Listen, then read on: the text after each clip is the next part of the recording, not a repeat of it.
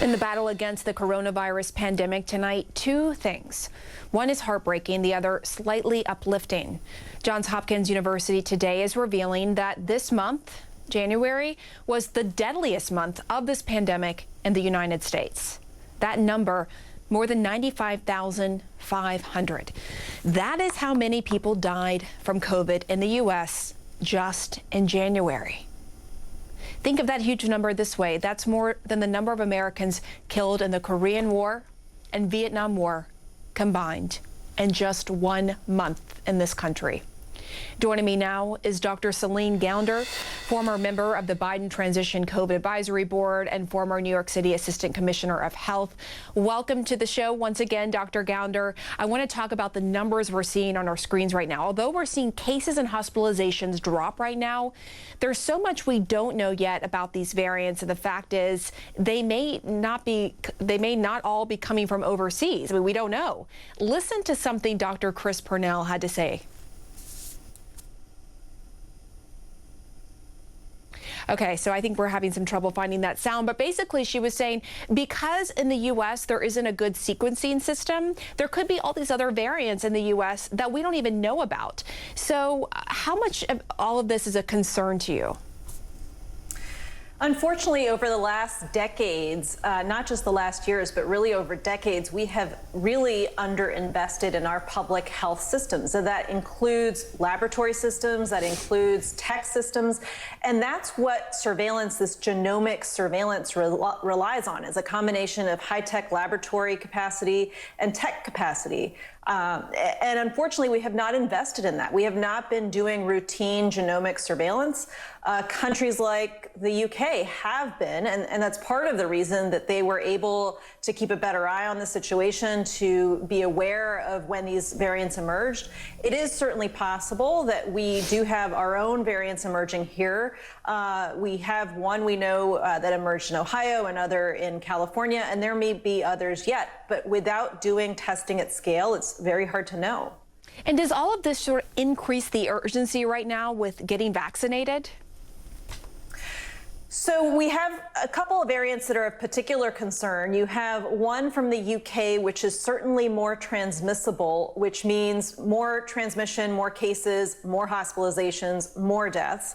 So that much we know about the UK variant for sure. It is possible it may also cause more severe disease and be deadly that way as well. There are two others that are also of concern, one from South Africa, one from Brazil. And those are concerning in part because they may evade the immune response that you get from natural infection and possibly also vaccination. The vaccines we have right now work very well against all of the variants, but there is a trend in the wrong direction with the Brazil and South Africa strains. And so it is a red flag that we need to be developing new vaccines. In the meantime, we absolutely need to be rolling out vaccines as quickly as possible and doubling down on the things that we know work, the masking and the social distancing. We heard a very troubling comment this morning from vaccine expert Michael Osterholm. Let's listen. The fact is that the surge that is likely to occur with this new variant from England is going to happen in the next 6 to 14 weeks.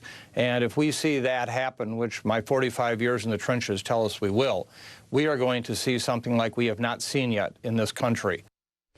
He says we should be trying to get first shots into as many people as possible right now and not worry so much about second shots. Do you agree?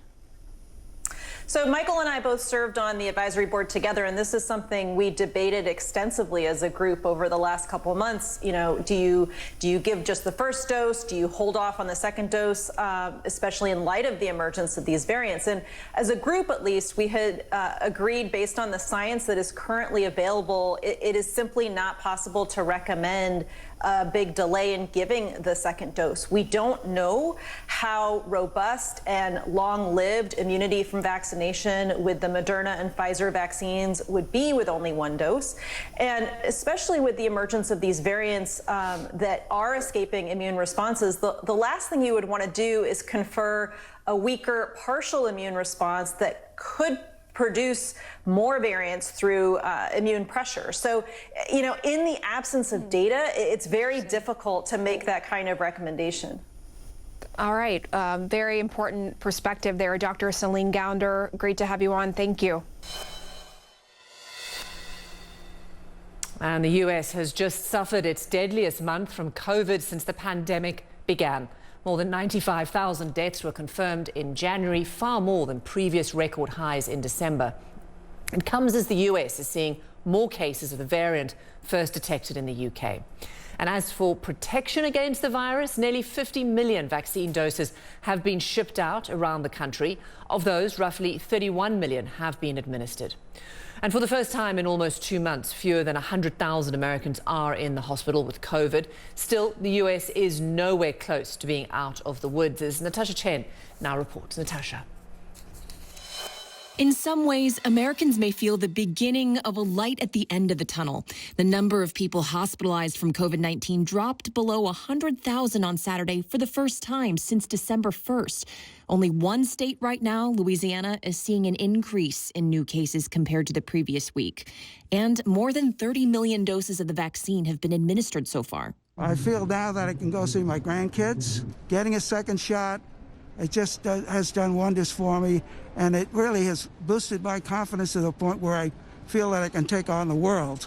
Rania Brody, who's about to turn 89, got both doses of the Pfizer vaccine, which showed 95% efficacy during trials. Let me tell you something. There's nothing like having 95% on your side. Moderna's trials did similarly well, but these modest signs of progress come amid a troubling development. In the U.S., there are more than 400 cases of the variant first identified in the U.K. The fact is that the surge that is likely to occur with this new variant from England is going to happen in the next 6 to 14 weeks. And if we see that happen, which my 45 years in the trenches tell us we will, we are going to see something like we have not seen yet in this country. And variants first identified in South Africa and Brazil have turned up in a handful of U.S. states this week, causing some health experts to sound the alarm. My primary concern is that we need to do more surveillance in this nation.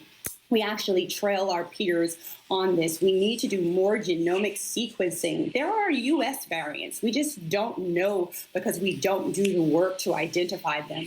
While new research is promising, it's not yet clear if those vaccinated could still get sick or even die from the variants.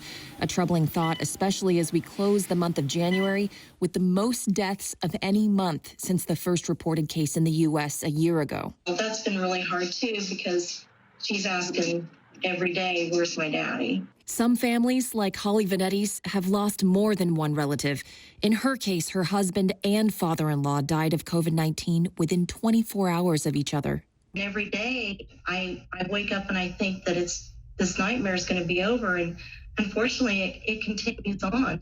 Natasha Chen, CNN, Atlanta.